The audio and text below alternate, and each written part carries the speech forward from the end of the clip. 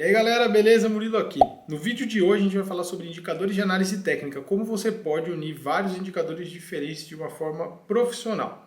Muitos traders iniciantes acabam juntando vários indicadores, aquele gráfico fica como uma árvore de Natal e depois não dá para entender nada. Eu vou compartilhar minha tela e você vai perceber como existe uma forma certa da gente unir diferentes indicadores. Existem classes diferentes de indicadores que servem para uma coisa, outros para outra. Então a gente vai falar sobre tudo isso, sobre como você estruturar. E inclusive é muito bom, porque às vezes você já aprendeu alguma estratégia na internet ou com alguém e você não tem certeza se aquilo está realmente encaixado em termos de técnicas, né? Então eu acho que vale a pena você aprender. Uma coisa muito importante, aqui na descrição do vídeo eu estou deixando vários links interessantíssimos, que são vídeos 100% gratuitos, que eu tenho já aqui no YouTube falando sobre indicadores. Desde o início do canal eu falo muito sobre indicadores, eu explico como muitos desses indicadores de análise técnica, os mais clássicos, funcionam, e eu acho importantíssimo que você assista, mesmo que você queira depois trabalhar com price action, trabalhar com indicadores de volume, com ferramentas diferentes, é super importante aprender, porque a gente entende como a gente chegou até aqui em termos de análise técnica, né?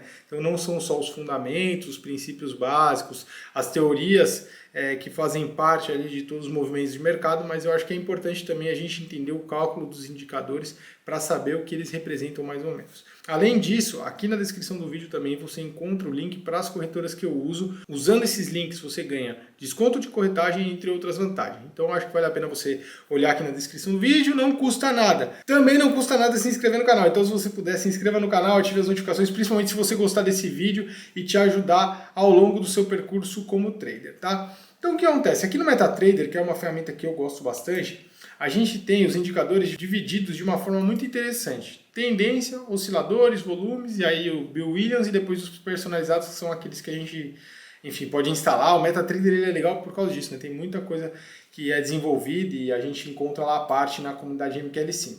Eu deixei uma banda Bollinger aqui só para você saber que as bandas Bollinger, por exemplo, fazem parte ali dos indicadores de tendência.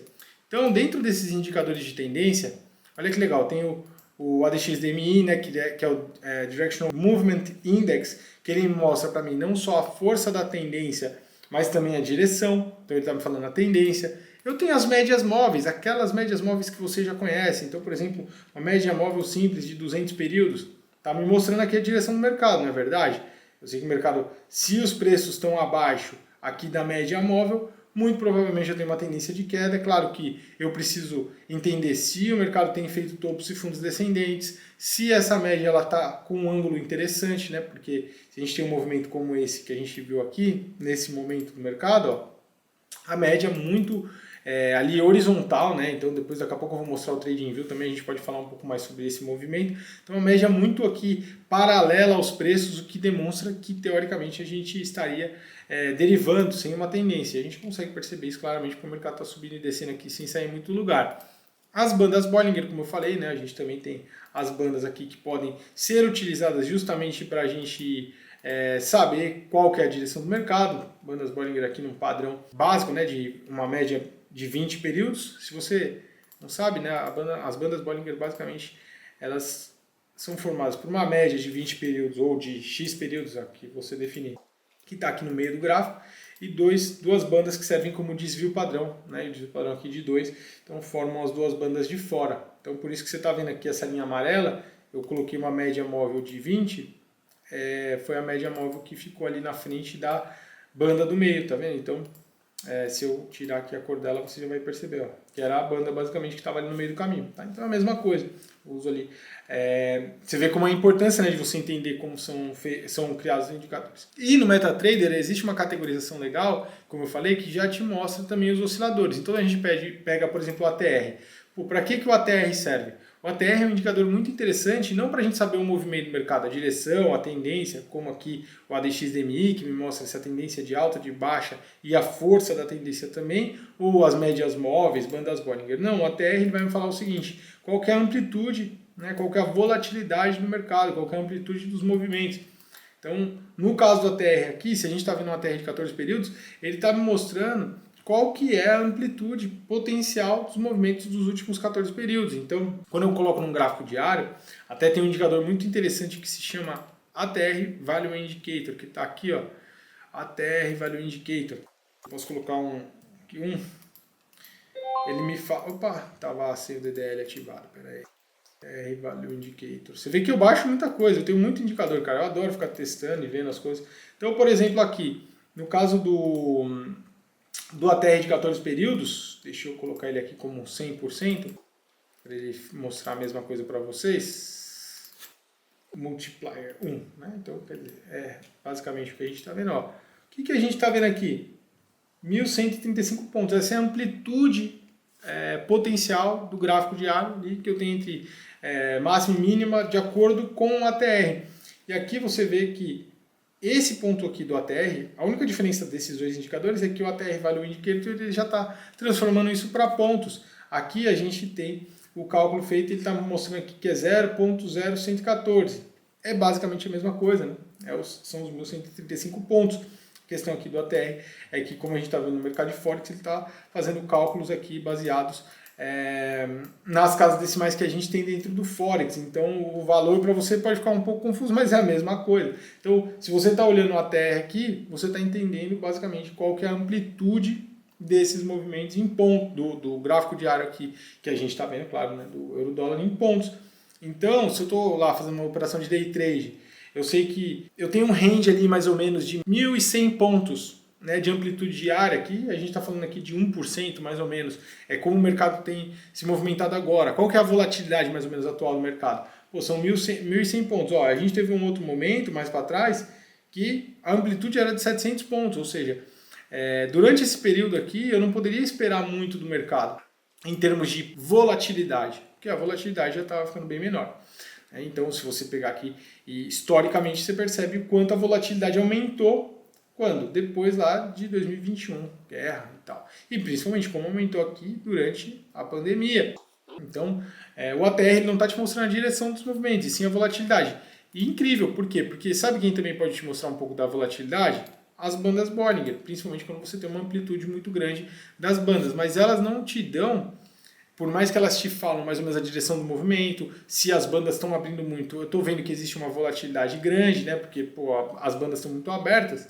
Apesar disso, eu não tenho esse valor, eu não tenho essa ideia de valor de qual que é a volatilidade potencial ali, pelo menos para eu ter uma ideia de uma operação de day trade. Então olha a importância do ATR, olha que oscilador interessante.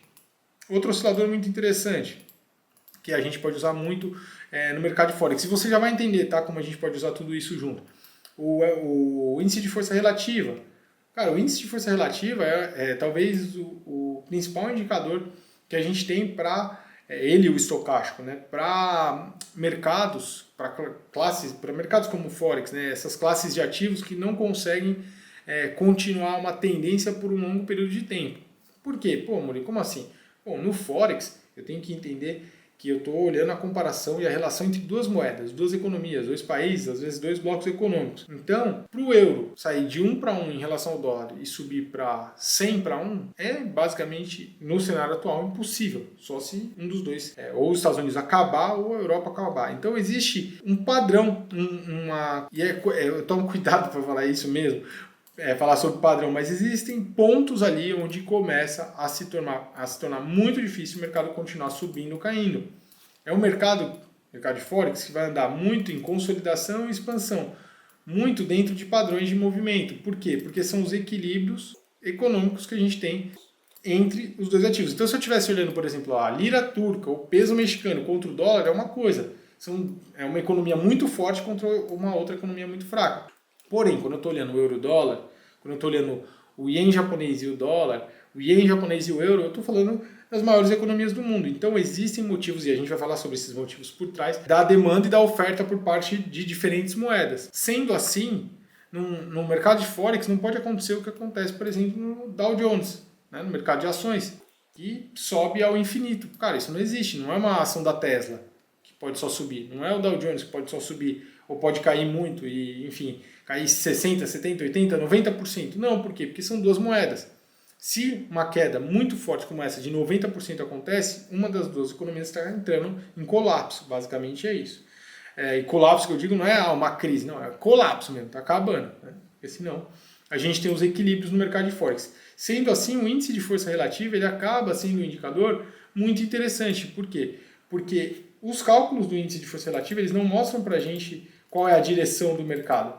Eles mostram para a gente quando o mercado está chegando numa região de sobrecompra ou sobrevenda. E a partir de agora eu vou usar o TradingView, porque eu gosto do TradingView para desenhar, ele fica mais fácil. Tá? Então o índice de força relativa, por exemplo. E é legal também porque você entende que qualquer que seja a plataforma que você está usando, cara, você pode... Quando você entende como as coisas funcionam, você pode usar qualquer plataforma. Seja de análise, seja para operar. Então aqui no TradingView, eu acho legal a gente observar, só para ficar mais fácil, visualmente mais interessante para vocês aí também. O que acontece? Cara, o índice de força relativa ele vai me falar muito sobre regiões de sobrecompra, quando o mercado está muito caro, e eu tenho vários vídeos de índice de força relativa aqui, então sempre que ele está acima da faixa de 70, o mercado está mostrando sobrecompra, sempre abaixo de 30 ou 20, você pode usar, enfim, regiões um pouco mais extremas dele. Você tem aqui o mercado teoricamente estaria caro, aqui o mercado teoricamente estaria caro, aqui teoricamente o mercado estaria caro. Importante, assim como qualquer indicador, não interessa, não é porque o índice de força relativa, eu vou te dar um exemplo aqui, que é sempre o melhor exemplo a se dar sobre índice de força relativa, estocástico e esses indicadores osciladores que a gente vai falar. Não é porque o índice de força relativa está me mostrando que o mercado está caro que ele não vai continuar subindo. Tá? Então esse é o melhor exemplo para essa situação. Aqui a gente tinha um mercado que teoricamente já estava caro. Sabe quanto que o mercado continuou subindo? Mais 20% quase. Sabe quantos pontos isso representa? A gente está falando de 34 mil pontos. Tá?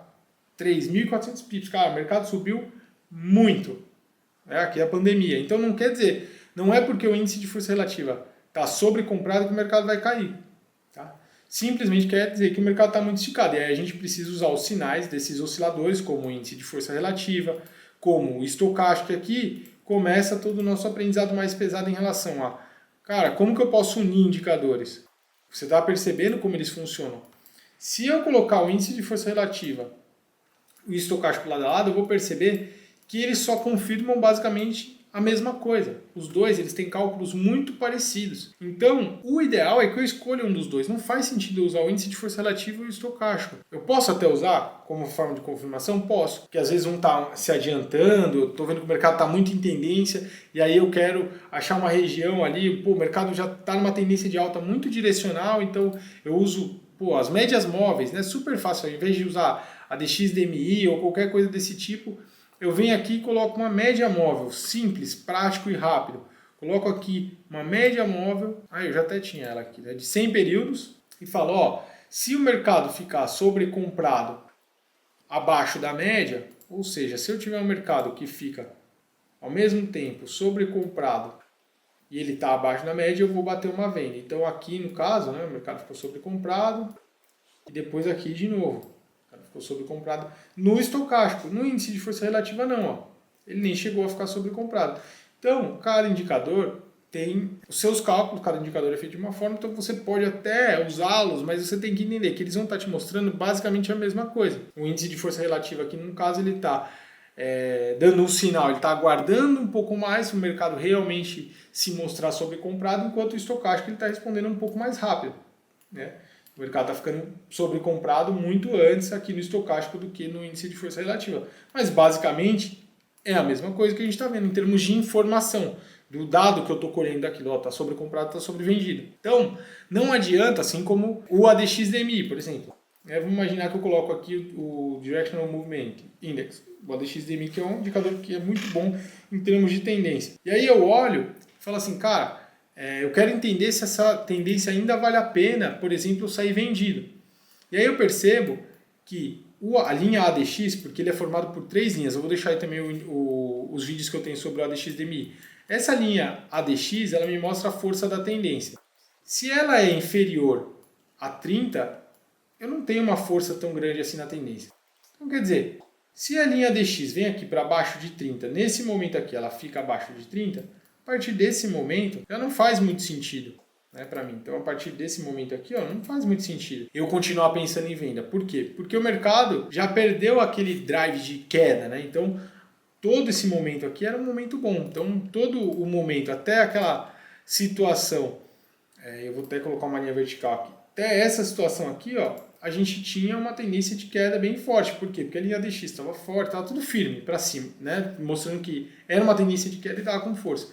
Então, se eu estivesse usando o estocástico aqui, junto com a DXDMI e junto com o índice de força relativa, eu ia perceber, bom, não me deu, né? Se eu estivesse esperando o mercado ficar em tendência de queda, sobrecomprado, porque basicamente o que eu estou fazendo o mercado está numa tendência de queda, eu estou esperando ele reagir, né? Estou esperando ele dentro de uma tendência de queda, ele subir, ficar sobrecomprado para eu poder vender. Então a minha ideia é essa, né? Tentar encontrar essa região assim, aqui onde o mercado fica no meio de uma tendência de queda, sobrecomprado.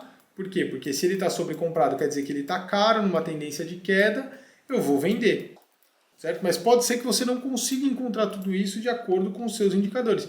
Então, a união de vários indicadores diferentes, ela depende muito do que você está operando, do que você quer encontrar, eu vou realmente a favor da tendência, eu não vou, se eu estou fazendo day trade ou não. Por exemplo, vou aqui apagar tudo. Se eu estou analisando o mercado intradiário, toda a minha visão tem que ser adicionada ao quê? A movimentos intradiários. A perceber que, como que esse mercado vai se movimentar no intradiário?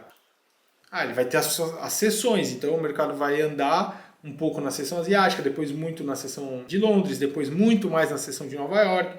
Então eu tenho que entender o comportamento desse mercado ao longo do dia, de acordo com essas sessões, e também usar indicadores que estejam mais atentos a viradas rápidas no mercado. Por quê? Porque se num gráfico diário, por exemplo, sabendo que o Forex é um mercado, como eu já expliquei para vocês, é um mercado onde a gente não consegue continuar indo para sempre, ad eterno, né? Não é a ação da Tesla que pode subir do zero ao infinito, não. Né? Ou uma outra ação, sei lá, da GM que caiu do infinito ao zero. Não é esse o processo. Do infinito é modo de dizer, né? O processo do mercado de Forex é diferente. São dois ativos que, no final das contas, cada um deles, em termos de macroeconomia, vai ter um peso. Então vai chegar um determinado momento que vai ficar sobrecomprado, que vai ficar sobrevendido, que o mercado vai começar a te dar sinais. E como que a gente pode usar o índice de força relativa ou esses osciladores? A melhor forma é encontrar essas regiões de sobrevenda ou sobrecompra e esperar sinais de divergência, como esses que a gente teve aqui. Então, o mercado está fazendo fundos descendentes, enquanto o índice de força relativa está me mostrando que cada vez ele está fazendo fundos ascendentes. Então, cada vez mais ele está ocorrendo uma divergência ali entre o que eu estou vendo no gráfico e o que o indicador está me mostrando. Esse é um sinal muito claro de que se o mercado está sobrevendido, cara, tem alguma coisa estranha, certo? Mesmo que seja contra a tendência, porque a tendência, teoricamente, que a gente está vendo aqui é uma tendência de baixa. Mas essa é uma situação que chama muito a atenção. Então, os indicadores os osciladores, no caso, eles podem ser usados, e na verdade, na maior parte das vezes, eu acho que a maneira mais fácil da gente usá-los é com as divergências e para tentar encontrar o momento de entrada. Então, enquanto os indicadores de tendência vão te mostrar mais uma direção geral do mercado, se você está procurando alguma coisa que te fale a hora de entrar, né, o trigger mesmo, o gatilho da operação, está aqui, está nos osciladores. Então você pode usar, por exemplo, o que? O MACD. Você percebe o quê? Que o MACD está chegando cada vez mais próximo do zero. Aqui, divergência no índice de força relativa e o mercado está sobrevendido. Isso daqui está me mostrando que a tendência está virando de direção. É claro que você poderia usar, por exemplo, sei lá, o ADX-DMI para fazer isso, né? Para olhar, agora a tendência parece que acabou, mas muito provavelmente você iria a sua entrada, ela seria quando? Ela seria muito longe. Por quê? Porque você estaria entrando basicamente aqui, no mercado. E aqui pode ser que o mercado ele dê essa parada só para respirar e para cair de novo. Então fica super perigoso. Por quê? Porque você está entrando bem tarde, você está entrando, realmente acabou a tendência. Mas também é uma forma de ver. Você pode usar as médias móveis. Enquanto as médias móveis a gente fala que elas são super interessantes em termos de analisar o mercado, principalmente a direção, muita gente esquece que no caso das médias móveis, a gente também pode usá-las para quê? Para entender o momento do mercado, né?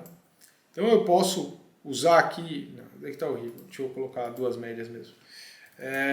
Eu posso usar duas médias para me falar se está chegando na hora de comprar. Então vamos lá, sei lá, 7,21, né? Quem nunca já... são os clássicos, né? 7, 21, 3, são os clássicos, basicamente. 100, 200, deixa aqui. E olha que eu já tenho o Pro, hein? Por isso que é o problema, né? Depois, no MetaTrader eu poderia estar colocando quantos indicadores eu quisesse aqui. Mas vamos lá. Então, colocar aqui, moving. Mas sabia que eu gosto, né, do TradingView? Cara, eu acho uma ferramenta muito foda, na verdade. Por vários motivos. Ela tem vários dados econômicos. Eu gosto muito de usar o TradingView porque a gente tem muitos dados econômicos. Então, se eu quero saber, por exemplo, a relação dívida-PIB da Itália, eu encontro isso no TradingView. Dados históricos da economia do PIB dos Estados Unidos, eu tenho no TradingView. Tem muita coisa, além de gráfico de ativo. Por isso que eu gosto muito, por isso que eu pago o TradingView, inclusive. Então, o que eu poderia estar fazendo aqui? Eu estou usando duas médias. Ao invés de... ao mesmo tempo que eu tenho a divergência aqui, imagina que eu não estou olhando nada de divergência, não estou olhando nada de índice de força relativa, não estou olhando nada disso. Eu só estou olhando o cruzamento de médias. Aqui eu ia comprar, o mercado caiu. Só que o que acontece? Aqui eu também iria vender, depois eu iria comprar aqui, eu ia ficar bailando no mercado. Se o mercado está em tendência, é bem mais fácil, tudo bem, né? O mercado como hoje em dia, que é o mercado atual, né? O mercado não só de Forex, o mercado financeiro, tem uma volatilidade gigante, então o mercado tem tido movimentos bem grandes. Lembra do ATR que eu acabei de mostrar para vocês? O mercado tem tido uma tendência forte, sobe, desce e tal, e pandemia, coronavírus e depois inflação, aumento de juros, mudanças macroeconômicas, mas normalmente o mercado de Forex anda muito mais o quê? Consolidado, e aí fica muito mais difícil, porque a hora que você estiver entrando, o mercado já está no meio do caminho para voltar. A hora que você estiver vendendo, ele já está no meio do caminho para vender. Então você fica fazendo isso. Você entra aqui, aí você toma o stop, aí, sabe? E é um saco, né, no final das contas. Então o que é melhor? Deixa eu olhar os osciladores. Por quê? Porque os osciladores eles vão te colocar muito perto dessa mínima. Também existem os indicadores de volume, né? Se a gente olhar os indicadores de volume, eu acho que existem dois muito interessantes. O volume profile, que é um indicador muito bom, na minha opinião, dos melhores. Então ele te mostra o perfil de volume durante um determinado movimento. No TradingView a gente tem isso super fácil, então você consegue ver qual foi o ponto de controle, ou seja, onde se concentrou a maior parte do volume dentro daquele movimento, né, dentro daquele período. Então, no caso, quando a gente tem essas mudanças de volume, o mercado vindo com o volume lá em cima. Imagina, o mercado está caindo, o volume está todo concentrado aqui. De repente, nesse momento aqui, quando vai passando um dia após dia, de repente o que eu tenho? Peraí, o mercado vem e muda o volume aqui para baixo. Ou seja, a gente tem uma mudança de concentração de volume aqui, que é a VPOC, né, que a gente chama, para aqui embaixo. O que isso quer dizer? Mais um sinal de que a galera está comprando. Por quê? Concentrou um volume gigante aqui embaixo. Então, eu não devia ter feito isso, eu movi todos os indicadores. Então, também é uma outra forma. Para quem faz day trade, tem o que? Tem a VWAP. Cara, a VWAP para quem faz day trade é muito legal. Muito legal mesmo. Por quê? Porque ela te mostra o posicionamento do institucional. Então, para quem gosta de fazer day trade, a VWAP no Forex ela acaba andando muito perto das médias móveis. Eu não vou mentir para você não. Se você colocar uma média de 40 ali exponencial, você vai perceber que elas estão sempre bem perto. Mas a VWAP é uma referência do quê? De novo, de tendência. Por quê? Porque ela te mostra, é basicamente muito parecido com a média de preços, e ela te mostra muito onde o institucional está posicionado, onde que é o preço médio basicamente do grosso do mercado. Então, para quem faz day trade, é top. Por quê? Porque você sabe mais ou menos onde está o volume da maior parte dos grandes players, e você também sabe se o preço está acima da VWAP, o que indica uma tendência de alta, ou se os preços estão abaixo da VWAP, o que mostra uma tendência de queda. Então, de novo, tá vendo como no final das contas você não consegue fugir muito disso? Para onde o mercado está indo e quando é o momento de comprar. E aí você tem vários outros indicadores que acabam servindo para o quê? Para você administrar o trade. Então, por exemplo, você pega o Parabolic SAR, te mostra onde colocar o stop loss. Você pega o ATR, te mostra a amplitude dos movimentos, te ajuda a saber quando sair. As próprias bandas Bollinger, você pode utilizá-las para que, eu vou olhar um gráfico um pouco mais longo, eu vou tentar entender qual que é a banda de cima para não ir muito longe. O Fibonacci, cara, o Fibonacci ele pode ser tanto usado para você entender onde eu vou comprar isso aqui, onde eu estou colocando meus pontos de compra, certo? Onde mais ou menos eu estou chegando numa região de compra, e também para a gente saber qual que é o potencial depois de uma continuação. Então, as expansões de Fibonacci elas servem muito para isso, né? Por isso que eu até mudei a direção aqui do Fibo para ficar mais fácil de você perceber isso. Então, se eu estou olhando num gráfico intradiário e eu estou vendo um movimento de pivô de alta ou um movimento de pivô de queda, eu posso usar o quê? Deixa eu ver aqui tanto a minha retração do Fibonacci, né? Então, assim coloco ao contrário, é clássico. Tanto a minha retração para ver onde o mercado deve parar, pode parar de subir, né? E acreditando que esse é um movimento de queda, qual que é o potencial? Bom, o primeiro potencial é aqui, depois eu tenho mais uma parada aqui, né? Que é o 127, depois eu tenho o 161.8, que aqui no caso não foi atingido. Né? Mas olha como você tem, além do 100% aqui desse movimento que foi a primeira, porque é basicamente uma pivô de queda, né? Estou vendo uma pivô de queda. Então, até onde essa pivô de queda vai ser cumprida? Até o 100% e tal. E aí o Fibonacci ele pode ser usado dessas duas formas, né? A gente pode ter aqui a expansão de Fibonacci, que eu acho muito legal, né? Aqui no caso a gente tem a expansão clássica, né? Desse estilo de pivô aqui, que estava falando para a gente exatamente isso, que o 100% do Fibonacci, ou seja, completar esse movimento seria aqui. Olha onde o mercado bateu, no 100% de Fibonacci. Então, olha que interessante, eu poderia ter traçado a minha retração para saber mais ou menos onde eu iria entrar no mercado. A partir desse 38.2 aqui, toda essa área aqui, para mim vai ser uma área importante. Aí no momento de venda, depois de ter feito a minha venda, eu poderia ter feito a expansão de Fibonacci e falar, beleza, de acordo com esse movimento, até onde isso pode ir? Pode ir até mais ou menos aqui. Então, o 1.45.854.